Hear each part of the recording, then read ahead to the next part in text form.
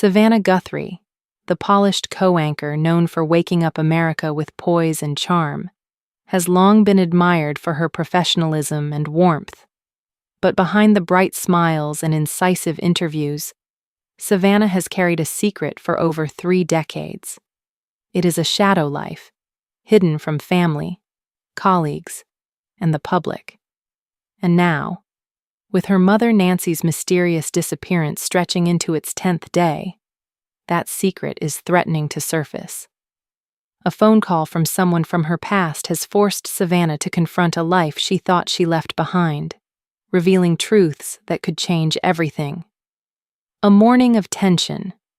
On the foggy morning of February 10th, 2026, the Guthrie family was gathered in Tucson, Arizona, in a temporary command center near Nancy's empty ranch-style home in the Catalina foothills.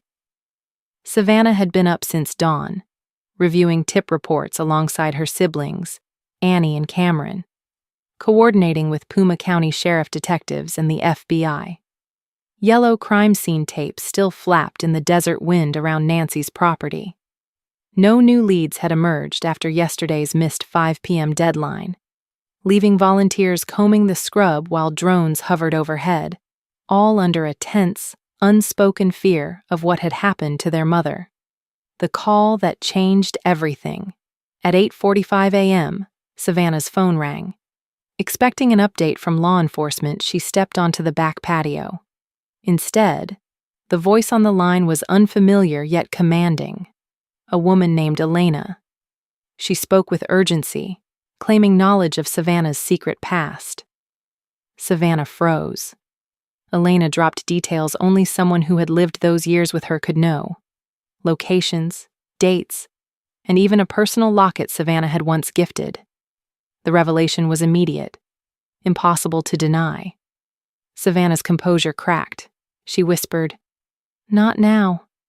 How did you get this number?"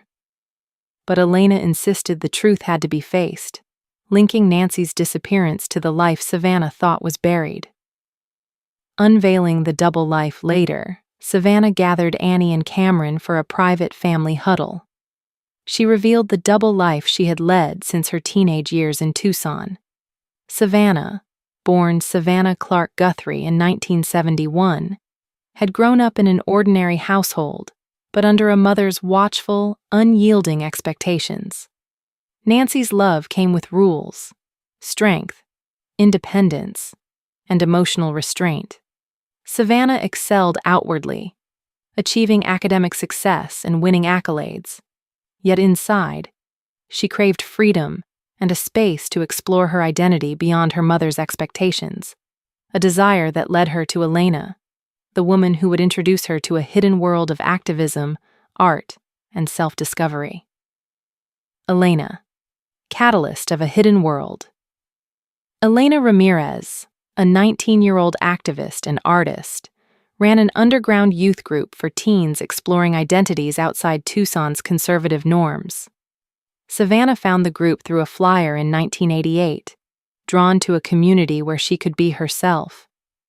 Elena was bold, magnetic, and unapologetically different, a stark contrast to the life Savannah led at home. They quickly became friends, and then more, forming a bond that demanded secrecy. Under Elena's guidance, Savannah adopted her middle name, Clark, as an alter ego, experiencing the freedoms she had been denied while still maintaining the daughter persona Nancy expected. Living between two worlds. Throughout high school and into college, Savannah navigated 2 identities.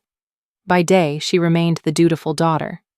By night, she was Clark, activist, poet, and participant in underground rallies.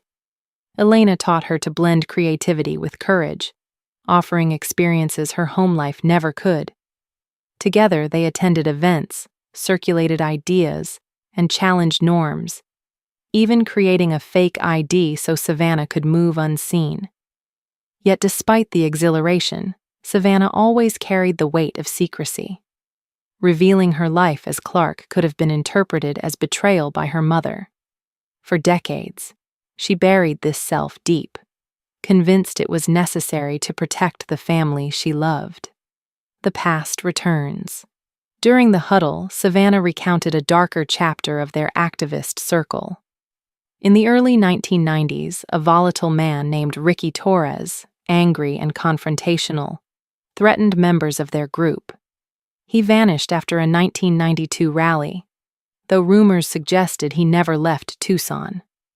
Elena feared he had resurfaced, possibly targeting Nancy as a way to punish Savannah for abandoning the past.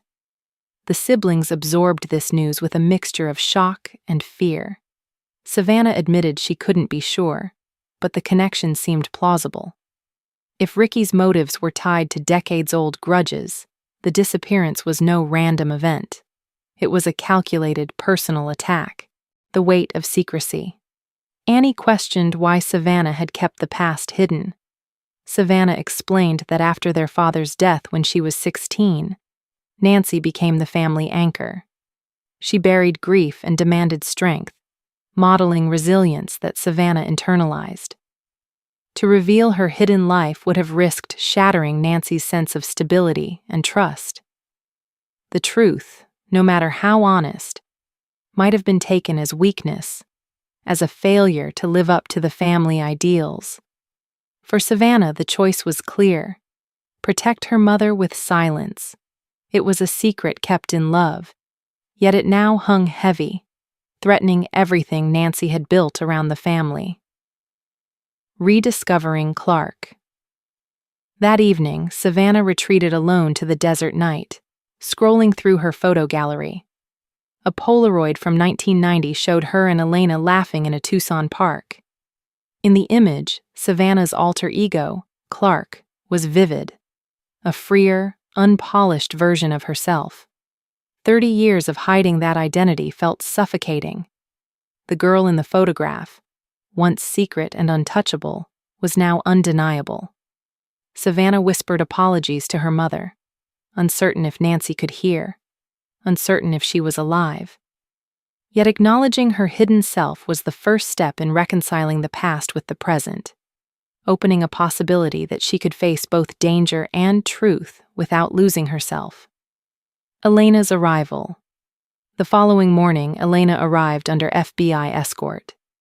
Time had added lines and gray streaks to her hair, yet the warmth and familiarity in her eyes remained.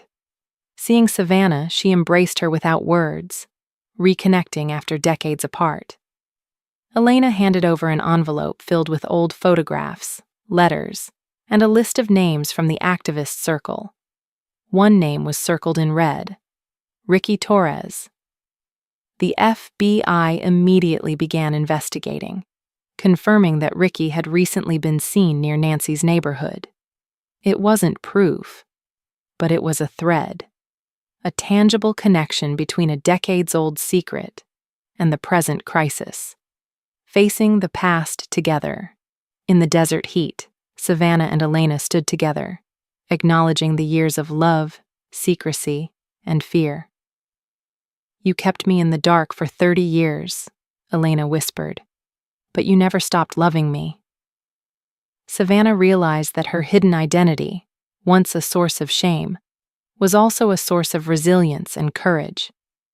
For the first time since she was 16, she allowed herself to fully inhabit both selves: Savannah the daughter, the anchor, and Clark the rebel, the lover, the activist. In embracing her past, she found the clarity and strength to face the threats surrounding her mother. A thread of hope. While Nancy remained missing, Savannah felt a subtle shift inside her. Not hope in its full form, but the possibility that the past could help guide the present. The combination of Elena's information, the FBI investigation, and the acknowledgement of Clark within her offered a strategy to confront threats from Ricky Torres or anyone tied to old grievances. Savannah realized that the power of truth, even delayed, could be a weapon against fear. Her past, long buried, was no longer a liability. It was a key, perhaps the key, to bringing her mother home safely. Conclusion: reconciliation and strength. As the sun dipped behind the Catalina Mountains, Savannah stood on the porch with Elena at her side. They didn't need words to fill the silence. Years of hidden love, rebellion, and survival had converged into a quiet resilience. Savannah was no longer just the perfect daughter or the polished anchor on television. She was Clark, too, messy, real, and unafraid. The journey ahead remained uncertain, and Nancy's fate was still unknown. But Savannah had reclaimed her identity and her courage. In that reclamation, she discovered the strength to confront the past, face present dangers, and perhaps, finally, bring her mother back home.